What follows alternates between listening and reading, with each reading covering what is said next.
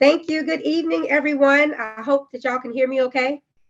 So can everybody hear me okay? Is there a thumbs up? Allie, am I clear? Yes, ma'am. All right. Well, good evening, everyone. As she said, I am Keisha Hawkins, the CEO of Faith Plus Works Consulting, LLC. And I am happy to be sharing with my church family and friends tonight. We'll be talking about budgeting. And so, learning the fundamentals of budgeting is essential to your journey to financial freedom. So, with that thought in mind, we're going to get right into it. Budgeting 101. Here are a couple slides I put together just to give you guys an introduction to budgeting. So, let's get started. Next slide, please. So, the big question that I hear from a lot of my clients when we sit in a session is what exactly is a budget? And I tell them simply a written plan on how you will spend your money. It really is just that simple. However, putting the components of the budget together can sometimes get a little complicated. So, again, what is a budget? It's strictly a written plan on how you will spend your money. Next slide, please. All right. So when I'm sitting with clients, oftentimes these are the reasons I hear why they say they don't budget when we start talking about it. One is, I don't make enough money. Well, this statement is just not true. No matter what income you have coming in, you can still budget whatever it is you have coming in. Just because it's not what the next person is making, or you're not on a salary, you may be hourly, you can still apply a budget to the amount of money you have coming into your household. The second one, a budget is too restrictive. Well, a budget can be very flexible. We'll talk a little bit later about what's usually included in a budget, but your budget is your budget. So it can be as flexible as you like or as restrictive as you like. However, the objective is just to get on a budget. Number three, I don't know how to make a budget. Well, there are so many resources out there now. Google is oftentimes our best friend. Just pop the information in, it'll pop right up. Or you can hire someone like myself who can help you get started with going through all of your income, your bills, and everything else to help you establish a budget. Number four, budgets don't really work. Well, guess what? A budget will not work if you do not follow it. So, budgets do work. You just have to put in the work to stay on task. The next one, my income is inconsistent. I'm actually going to lump my income is inconsistent and I'm an entrepreneur together because just recently I just retired from the federal government for almost 23 years where I was actually on salary. Now I'm a full-fledged entrepreneur. So my income is what? Inconsistent because I am an entrepreneur. However, just because my income has changed and the way I get paid has also changed does not mean I cannot still live on a budget. Okay. The last one, because I have all different kinds of clients, okay? I make too much money. So this one makes me chuckle a little bit because oftentimes the rich and famous celebrities, or even some of us who may be in six figures, may think because we make so much money, we don't really need to be on a budget. Well, that's not true either. Because when you put yourself on a budget, you actually realize how much money you're spending, wasting, saving, and all other situations that go into why you should definitely have a budget. So on the side, you see you can have results or you can have excuses, but you can't have both. So, like I said, these are typical reasons why people say they don't budget. And as you can see, I had something to say about every single excuse. Next slide, please. All right, so why we should budget? Why exactly should we budget? One, it helps control our spending. If you have no idea what you are buying, where you're spending your money, then you could be spending too little or too much in certain areas. It keeps track of our expenses. So, depending upon what your expenses are, we'll talk about that a little later. It lets you know exactly what you're spending your money on and if certain things are missing in regards to that. It helps us save more money. You heard me say earlier that some people say I make too much money, so I don't need a budget. I make a lot of money, I don't need to be on the budget. Well, if you already have a savings plan, you may find that you can save even more money. Another one, it keeps us focused on our short term and long term goals because we definitely should have short term goals and long term goals. It helps us prepare for emergencies. So, what is an emergency? It could be a flat tire, it could be you didn't get a paycheck one particular pay period. It could be some unexpected medical bills. All kinds of things fall under emergency. These are typically things that are not going to be in your regular budget. Next, it helps us stay out of debt, and or it helps us pay off debt. So typically people who are on a budget usually don't go swiping credit cards or buying a whole bunch of unnecessary stuff. And then if you are in debt, if you get on a budget, then it'll help you pay off your debt, because then you can decide how you're going to put more money on one particular bill or pay more on something else in order to stay within your budget. And last, it helps us make better financial decisions. Having a budget will definitely hold you accountable if you stick to it. Next slide, please. So this will definitely be different upon each person's particular circumstances. Common expenses to include in a budget. So depending upon where you are in your life, because we're all on a different journey at different times, you may have some of these expenses, none of these expenses, but typically this is how you set up your budget based upon everything you have to pay out on a monthly, weekly, or whatever basis. So housing, whether that is going to be mortgage or rent.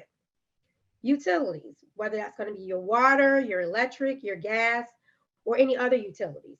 Groceries, we all have to eat. And as we know, grocery prices have gone up a lot lately. So what I have heard some clients say is that, my budget for my grocery bill is really shot. I can't really keep up with what's going on because of the price of food and everything else has gone up. We're going to talk about miscellaneous expenses a little bit further down. So cell phones, most of us have a cell phone this day and time. I don't know too many of us who do not. So a cell phone is a bill because it does have to get paid monthly. A car payment, if you have a car payment, that is going to be a monthly bill. So that absolutely should be in your budget. Car insurance, I hope none of us are driving around in a car with no car insurance. So car insurance is also a monthly bill.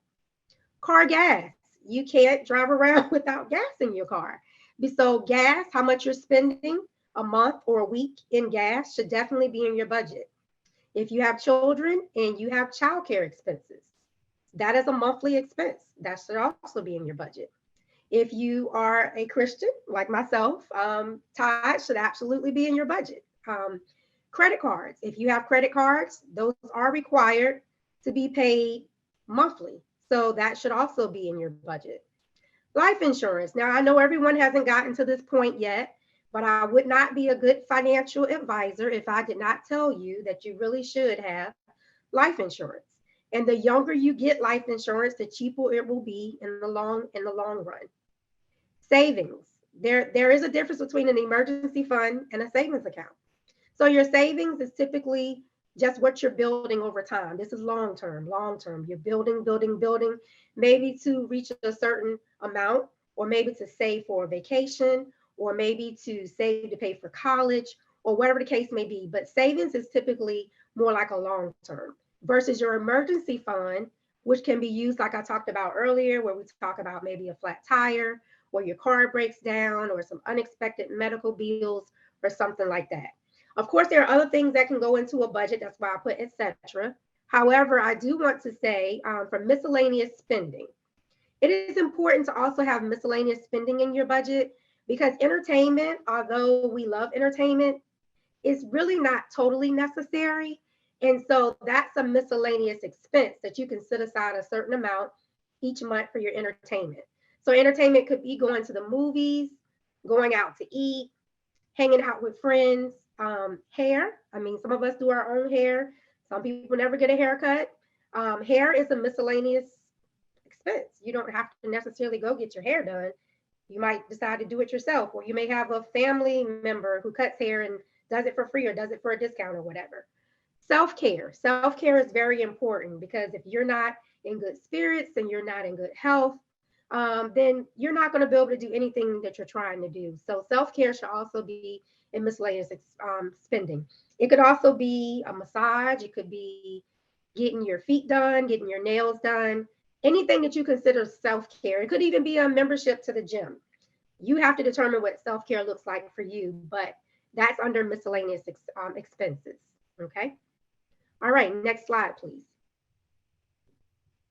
So we're going to spend quite a bit of time on here, but I tried to make a little acronym where we could remember what budget stands for. So if you don't remember anything else that I said tonight, perhaps maybe when you start thinking about a budget or you're out about to buy something that you know you don't absolutely need, you may say, this is what Keisha said, budget. So let's go with B. Buy what you can truly afford. The key words here, you and truly afford. So at different ventures in life, everyone is on a different path. You know, everyone is not at the same time operating the same way. So buy what you can truly afford. It may not be what somebody else can do at this time. Like, for example, you may have a sibling who is making a little bit more money right now. They're able to go buy a brand new car with a $600 car payment. Well, maybe you can only buy a used car right now or just pay cash for a car. You have to buy what it is you can truly afford. Okay. You in budget, understand what you are bringing in and what you are spending monthly. So a lot of times, you know, we feel like, oh, we work hard, so we should just go do whatever. Well, honestly, you do need to know how much you have coming in every single month so that you will know what you also need to have going out. Sometimes you may find when you start establishing your budget that you don't have enough money to do everything you need to do. And so that's probably why you have credit card debt. Or you may decide that you have a lot more money coming in than what you realize, and you're wasting a lot of money. So, again, understand what you are bringing in and spending monthly. D in budget. Don't try to keep up with the Joneses. I know we've probably heard that saying before from someone, but what exactly does it really mean? It means not doing what everybody else is doing. Um, I think I have a couple family members on here tonight, and sometimes the joke in the family is when Keisha says she's broke, she is really not broke, and they're right. What I mean when I say I'm broke is it's not in my budget.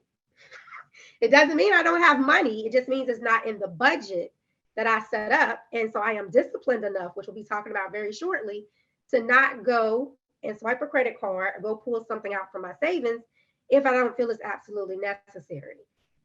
So marching to the beat of your own drum, doing what you can afford, not worrying about what everyone else is doing, what everyone else is spending, what everyone else is buying.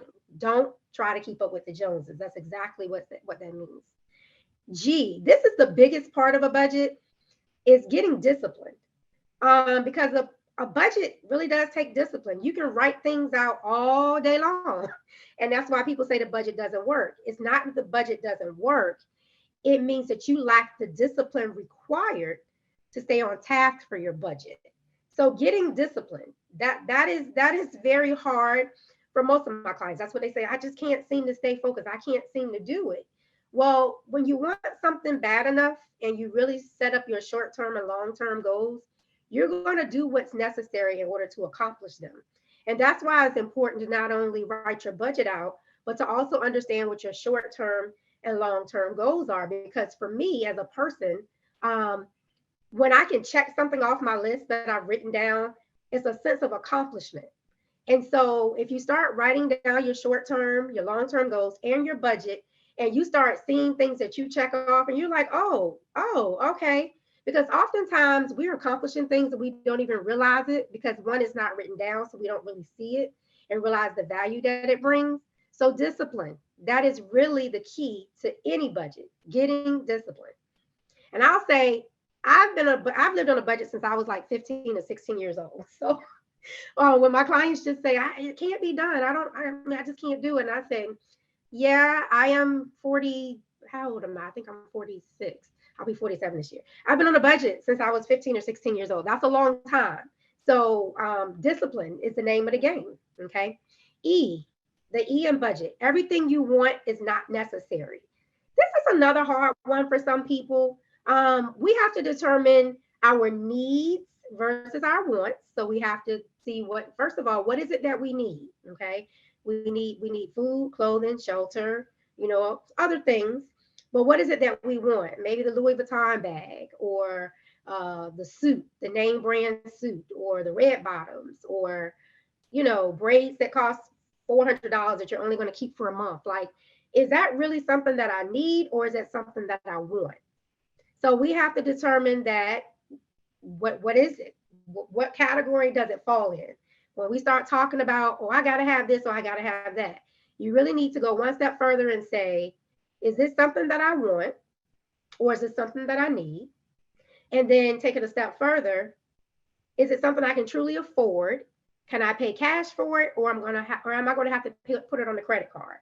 And if I do put it on the credit card, how long is it going to take me to pay it off?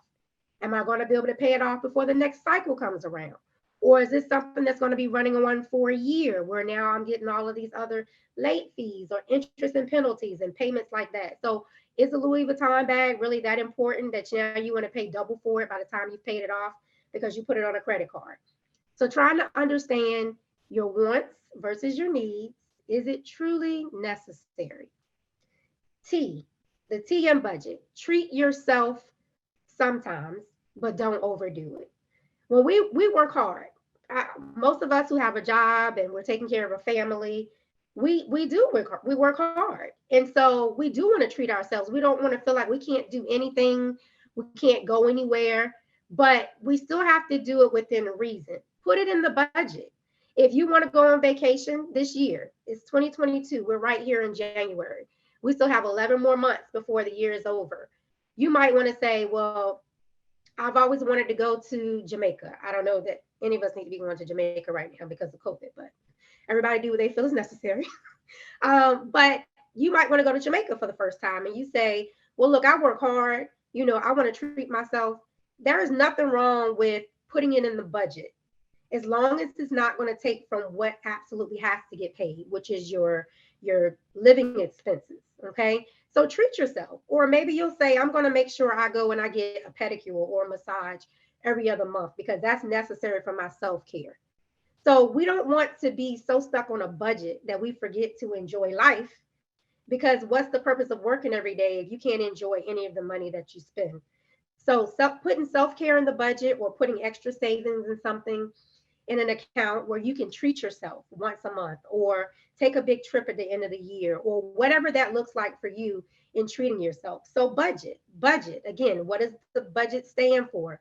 I hope you guys, if nothing else, you'll take a screenshot of this. I came up with this when I was trying to find a fun way for you guys to remember what a budget is. Again, B, buy what you can truly afford. You understand what you are bringing in and spending monthly. D, don't try to keep up with the Joneses. G, get disciplined. Again, get disciplined. E, everything you want is not necessary. T, treat yourself sometimes, but don't overdo it. Next slide, please. So I'm not going to be doing a lot of talking tonight unless there are a lot of questions. So in summary, I just want to say, what are your financial goals? If you have to have goals in order to understand what it is you're trying to achieve.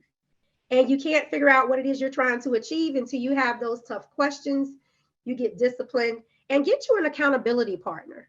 It doesn't have to be someone that you're telling all your business to, where they know down to the dime how much you're bringing in and how much you're going out. Because if you're a married couple, one of you may be private and don't want, people outside of your household to know exactly what you guys are working with. But an accountability partner is just someone who can keep you on task. So let's just say, so I have a few accountability partners and I have different ones for different reasons. And you can have more than one. But for example, one of my accountability partners, we talk about our goals probably every 2 to 3 months. At the beginning of the year, we talk about what we hope to accomplish financially, spiritually, in our marriage, or whatever the case may be. And we're checking in with each other, just trying to see how we're doing and how we're going along. So accountability partners are very, very important. It would be great if your accountability partner, if you're married, could be your spouse. But sometimes, you guys may not always agree on certain things. And so having an accountability partner just to come in and balance out some things is really, really good. Also, just understanding that we are at different walks at different times in life. And so don't think that just because everyone is around you appears to be winning, that they're going to always be winning, or that they're in a better position than you are. You've heard the saying, the grass isn't always greener on the other side. That is very, very true. So the best way to ensure that you're on your financial goal and you're accomplishing steps to be financially free is to ensure that you are marching to the beat of your own drum and that you are definitely paying attention to what it is you need to pay attention to. Also, in summary, I want to say that taking control of your finances leads to better credit and allows you to accomplish your short-term and long-term goals. And I know very shortly, David will be coming in and talking about credit. So that's pretty much all I have for you guys tonight. It may sound pretty simple. At least I tried to make sure it was simple, and I came across very clearly. But honestly, discipline is key. And getting started now and not putting it off is very much necessary in order for you to start accomplishing your financial goals. With that being said, I will take any questions if there are any. So I yield the floor if there are any questions. Thank you for your time.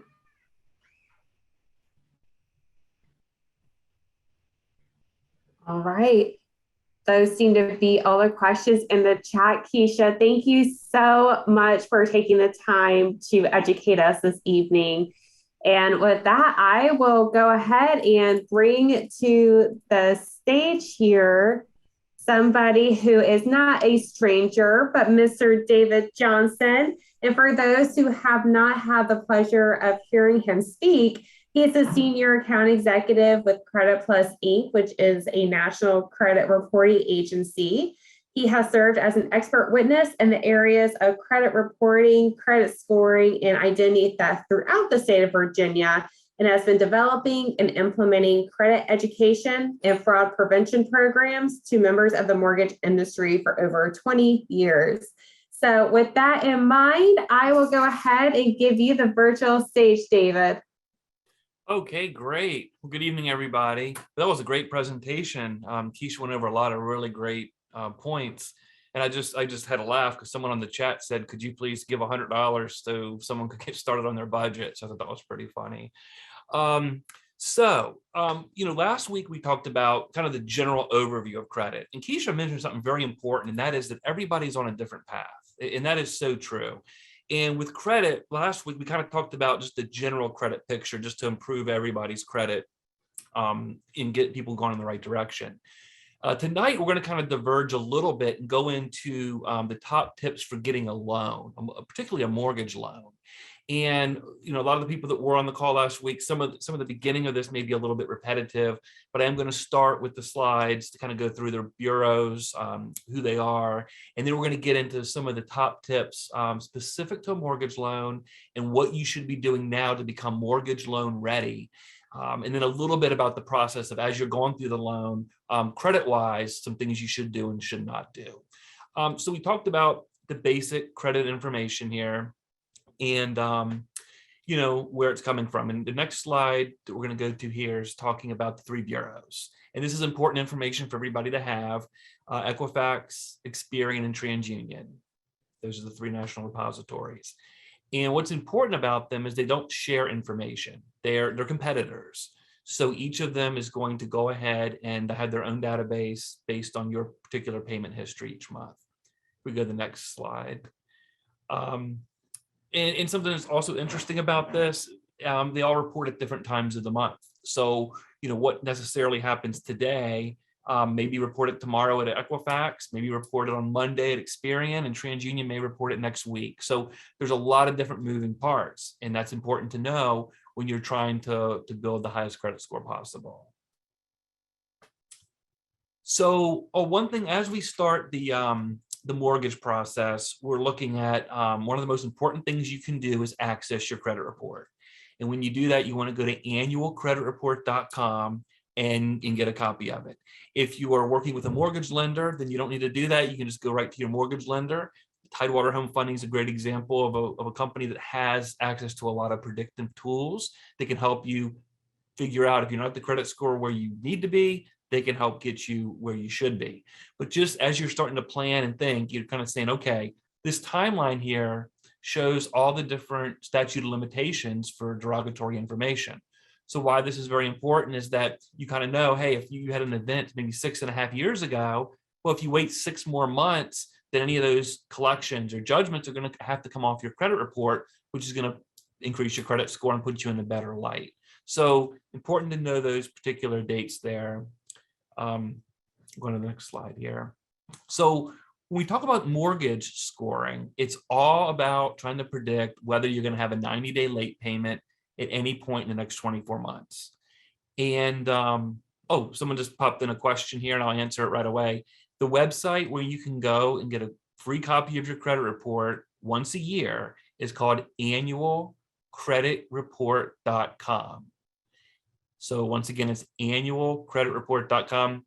Yep, Ali just put it into the chat there. And that is, it's a free service. The federal government mandates that each consumer gets a copy of their credit report once each year from each of the bureaus. So you can go on there and kind of see where you stand as far as the raw data that's on your credit report.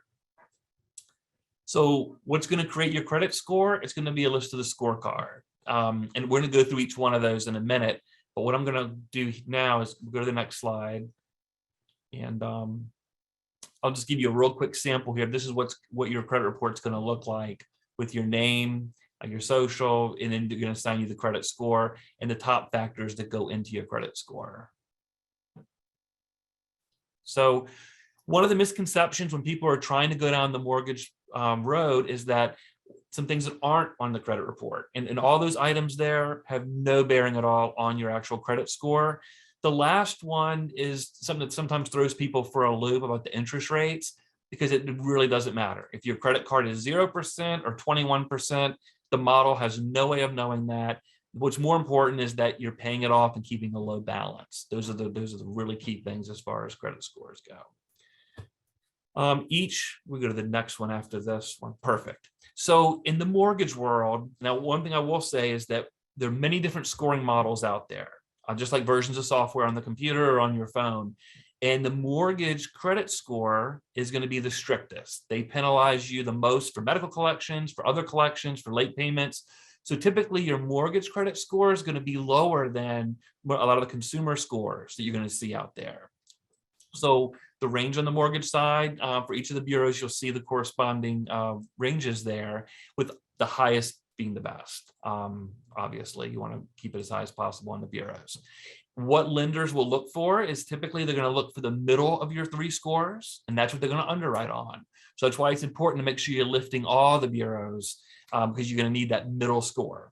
Again, they throw out the low, they throw out the high, and that middle one's the one that you have to deal with.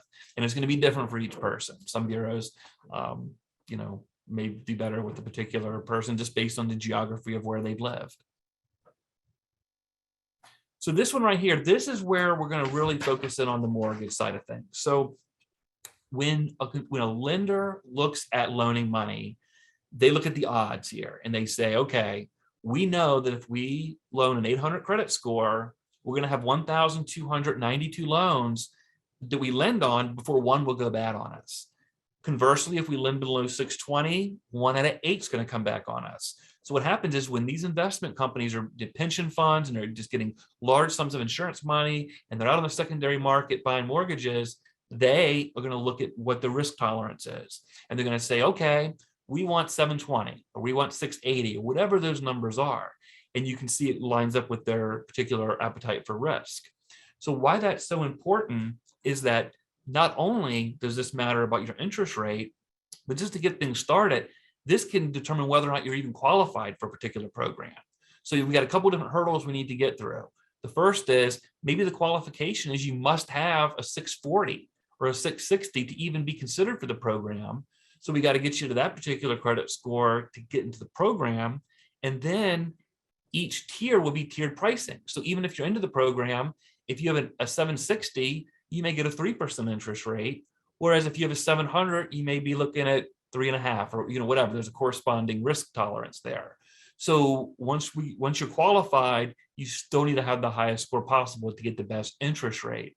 Then on top of that, if you're going to be using mortgage insurance also is tiered. So that if you have, a 740, you're going to pay a different rate than somebody at a 720 or a 620 or whatever.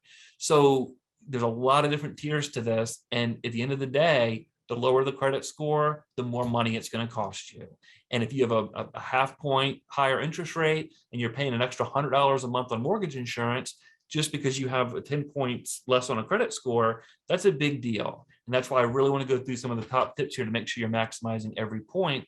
And as I'll demonstrate later on, $50 on a credit card could mean the difference in 8, 10, 15 points, which could translate to tens of thousands of dollars over the life of your mortgage. Very important stuff. So the models are proprietary. The model, they just don't go out and say, hey, here's our exact formula, have fun with it. But our company, we deal with mortgage companies, and we and our competitors have reverse engineered the process. And we have tools that give companies like Tidewater Home Funding and Farmers the ability to go into your credit report when you've applied for a mortgage and say, okay, borrowers at 660, we want them to be at 700. What can we do here? What can we play around with to get them where they need to be? And they can help give you a blueprint for that. So very, very powerful stuff. But from your perspective right now, I can give you some basic tips that'll help you try to maximize your credit score while you're preparing to become a home buyer. So this is the kind of the grading scale, if you will, of all the different components of the credit score, with the biggest being the past payment history at 35%. We have balances at 30, the credit history at 15, and then types of credit and inquiries at 10% each. So the biggest one here, the past payment history, we'll kind of dissect that one. And there's a couple of examples in here that I want to go through. So in the credit world, as things get older, derogatory information gets older, it doesn't count as much against you. So when you're getting penalized for something, that first 6 months, you're going to get hit really hard. Then 6 months to 23 months, you're still going to get hit, but not as hard. Then after 2 years, it's going to really diminish, until it falls off after 7 years. So why this is so important in the mortgage space is that so many times we see people that say, oh my goodness, I saw a model home last weekend. We want to write a contract on this house. We're all excited. But you know what? Gosh, 4 years ago, let's just say I had a problem with Verizon. And I know I've got this problem. We're going to meet with our lender next week. So what should I do? And maybe I say, I'm going to go pick up the phone and call Verizon. Well, sometimes you have to be really careful with that. One of the biggest things that we say is that don't do anything. Don't pay any collections or mess with any collections until you've had a mortgage professional, mortgage loan officer, look at your credit report and help advise you. Because what happens is, in this example, let's just say I had this Verizon problem that was 4 years ago. So it's been sitting there, it's been healing itself. My credit score's gone up since the event because time has passed. Well, if I go in and I call them up and say, hey, I want to make a payment arrangement and I want to, have some activity on that account, well, they can then change the date of last activity on that account if I've made payment arrangements or I've extended any type of additional credit or what have you. So you want to be very careful about doing that, because what happens is if I call them up and make payment arrangements and open up a new line with them to pay $10 a month or settle it, then they're going to change the date of last activity on me. So instead of it being January of 2018, now all of a sudden it's January of 2022. The model doesn't know any different. It's just going to say, oh, David has a brand new problem here, a brand new account that's derogatory, and it could potentially hit me pretty hard. So you want to be careful with that. You want to make sure that you don't do anything until the mortgage professional has a chance to review and go over with you and model that out and see what kind of impact that's going to have. Sometimes they can say, you know what, we're going to have to pay this anyway. We'll pay it at closing. Or no, it's okay. Go ahead and you can pay that now or whatever. But you definitely want to get some guidance on that before you go and start doing things. Same is true if you have other types of derogatory information on the credit report. I'll go to the next one here. The balances, we want to make sure that we keep all of our balances as low as possible as you're going through the mortgage process. What happens is when you start with a credit card, let's just say it's $1,000 limit, as you start to owe more money on that card, your score will start going down. And like when you're 30% used, so at $300 on a $1,000 credit card, your credit score is going to start to go down. Then again, at 50% used, 70, and then when you're maxed out, you're going to get hit the hardest. So what you want to do is make sure all your credit cards are paid down as low as possible. The best thing you can possibly do is use them a little bit, use a little bit of your balance each month. Like if it's $1,000 credit limit, use $50, $75, $100, and then just pay it off. You don't want to get in the habit of maxing it out and then paying it off at the end of the month, because when that snapshot is taken during the month, it can look like you're maxed out when you're really going to pay it off in a couple of weeks. So you want to try to keep them, at all times, keep it below that 30% threshold. So I'll go ahead and in the interest of time, we're going to go ahead and skip over this one here. Maybe we'll get one more. There we go. Okay, so credit history. So here's another one in the mortgage space that's really important, and that is when you have credit cards, you want to make sure you're using them. Because if you have a card sitting around, let's just say you went and took out a credit card to get a discount at a store, you used it for a month or two and then paid it off and put it in the drawer and never used it. Well, the model is going to look at that and think you only have a credit card that's 2 or 3 months old. The model likes to have accounts that have been seasoned, meaning they're sitting at 9, they've had 99 months of history as the maximum. So, you want to make sure they're being used once a month and paid off. Then that counter is going to keep going up and get you to a much higher credit score. By having a bunch of cards that you really don't use that are sitting around, that model looks like, hey, you haven't seasoned these accounts. It always thinks you have brand new credit. And in that case, you're going to take a hit on your credit score. So another thing you want to also make sure of is not to go around closing cards right before you're getting ready to go through the mortgage process, because you could have accounts that have a long positive history. And if you close them, and then now all you got is just a brand new card that's only less than 6 months old, that can be detrimental too. So you'd be very careful about, opening and closing accounts as you're getting ready to go through the process. The next one here. The types of credit, we'll go ahead and skip over this one too. Inquiries, I definitely want to spend some time here. So what happens is, years ago when the credit scores first started off, they used to penalize borrowers basically for shopping. And every inquiry, they'd get hit with, it would go down. And there was a famous case where an auto dealer, an person was going to buy a car, and they went to all these different auto dealerships, and by the time they ended the day and they'd gone to 10 different dealerships, their credit score had dropped. Well, luckily the model put some things in place to encourage people to shop around and not penalize them for trying to shop around and get a good interest rate. So what happens is you have a time period where you can have your credit report pulled pretty much as many times as you want, and you're not going to keep getting hit. So why that's important is that if you are going to be going through doing the mortgage process, you want to make sure you kind of time things properly and say, okay, well, we're looking at buying in the spring. You don't want to go have your credit report pulled a bunch of times between now and then. You want to say, okay, let's wait till we're ready to apply. We'll go to the mortgage company, have them pull our credit report one time. Again, it's okay if you want to shop around and have a couple others look at it too, but the important thing is you want to do it all in a very condensed period of time. Now, it depends on which model you're talking about. It can range from anywhere from a 14-day window to a 45-day window. In the mortgage space, we say 30 days. So you want to try to keep all of your inquiries inside of 30 days. And the inquiries really can vary on how much they impact your score. If you've had a long payment history, been in the credit order for 40 years and had plenty of mortgages and student loans and all that's been paid off, then an inquiry may not count as all or 1 or 2 points. Whereas if you're maybe out of school a couple of years and you just have a credit card and that's it, one inquiry may cost a lot more for you, maybe 7, 10, 15 points. So, very, very important to kind of understand how that goes. And I see here, I'm going to go ahead and take a break here for any questions. And I'm going to look here and see if we have any coming in off the, let's see. I don't see any questions in the chat. Does anybody have any questions at this point? No. Okay. So we'll continue on. So the best tips we can give, again, I'll make sure all your credit is paid down below 30% of your available balance on the credit cards. You don't want to close accounts or open accounts for that matter, unless you really have modeled them out and know how that's going to impact your credit report. You also want to make sure that you have enough active trade lines, and the bureaus are going to need at least one account that has a balance and some activity on it in order to generate a credit score for you. So, we have a question that just came in here. Let me go ahead and grab that.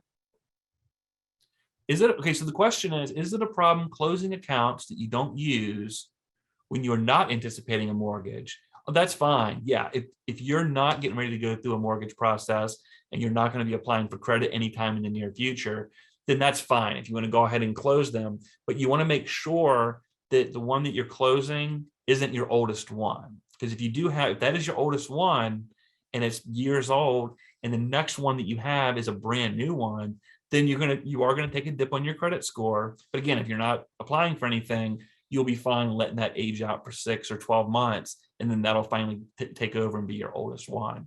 So, you just want to be kind of careful how you manage that. But that is a really good question. David, we have another question in the chat. Jermaine asks, can you buy something with credit and pay it off the next day and have it recognized properly? Yeah, that's a good question. And it just depends. So what happens is, we know that if you go today and purchase something, your credit card may have just reported yesterday, and they may have taken that snapshot yesterday. So you may be okay going a full 29 days without having it show up. But you may also have it where your credit card's going to report tomorrow.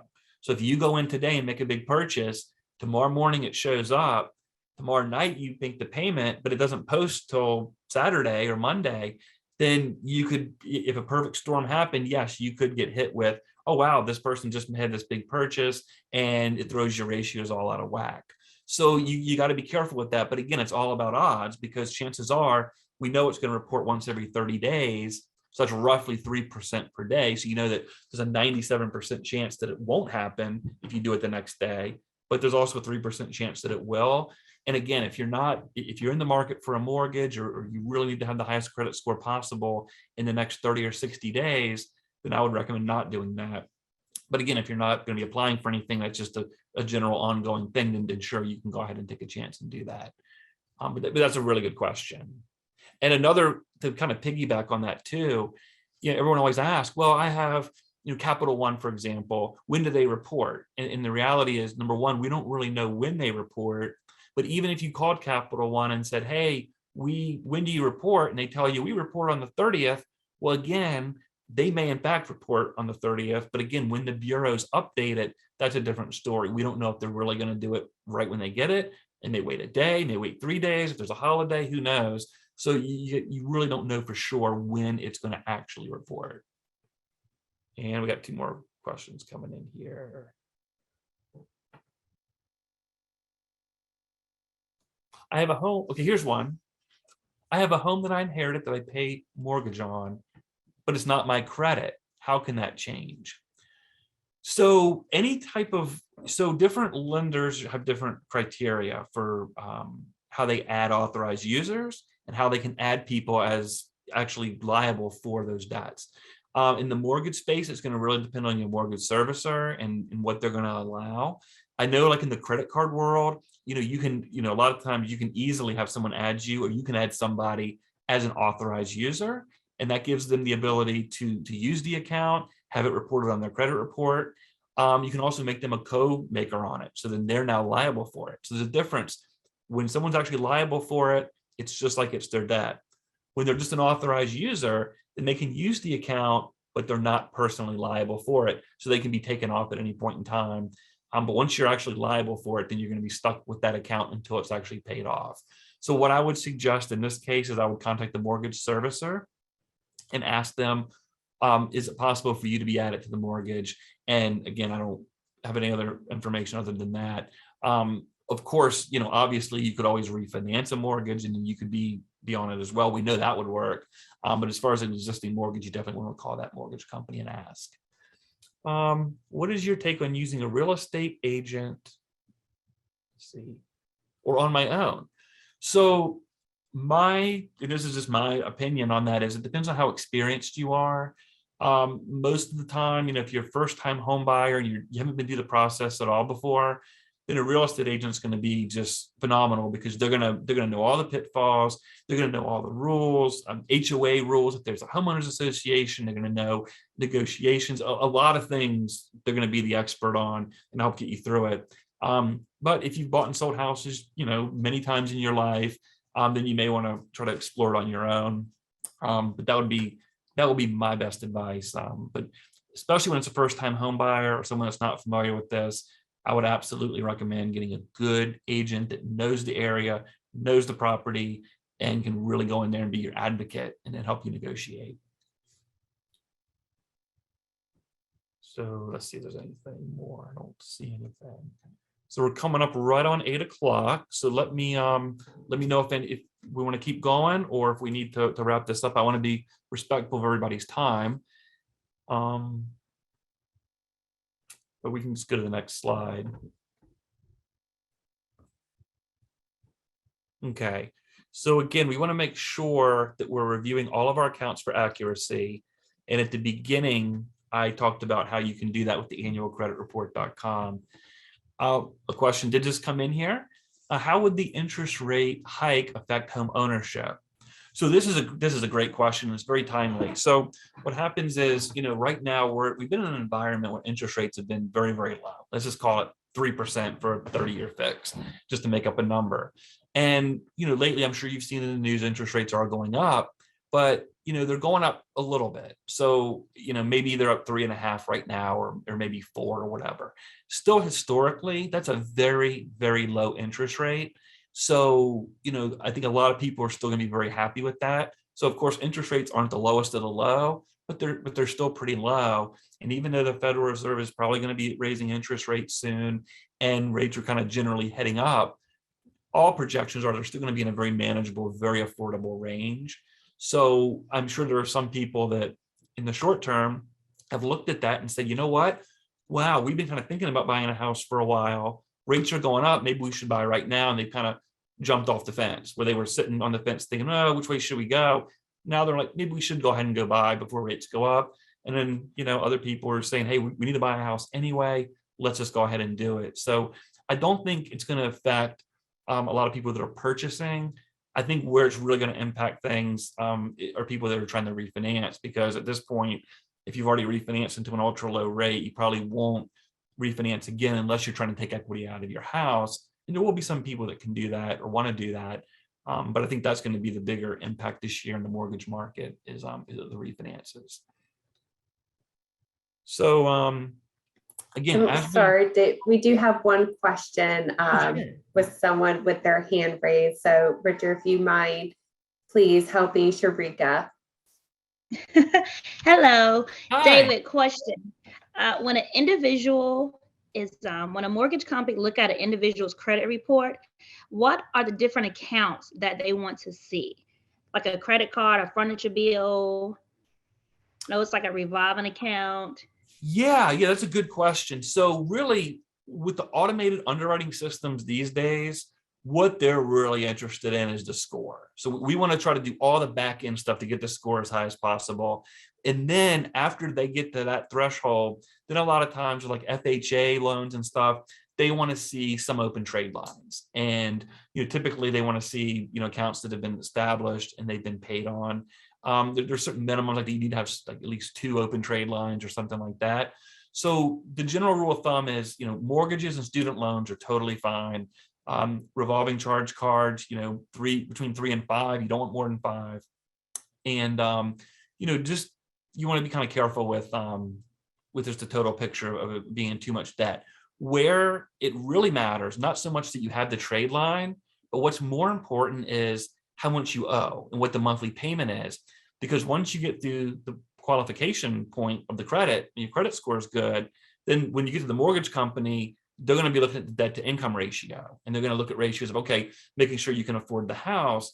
And you want to be careful that you don't have really high car payments, very high minimums on, credit cards and tons of debt, because that's going to then impact your ability to repay the loan. So that's kind of where all the different accounts could get you, is if the payment monthly requirements are too high. But in and of itself, just having the trade lines, as long as they're paid on time and the balances are low on the credit cards, you're going to be just fine. And in what I talked about that 30% and all that, that's only for revolving charge cards. As a lot of people on the call I noticed from last week, we kind of went over that in detail.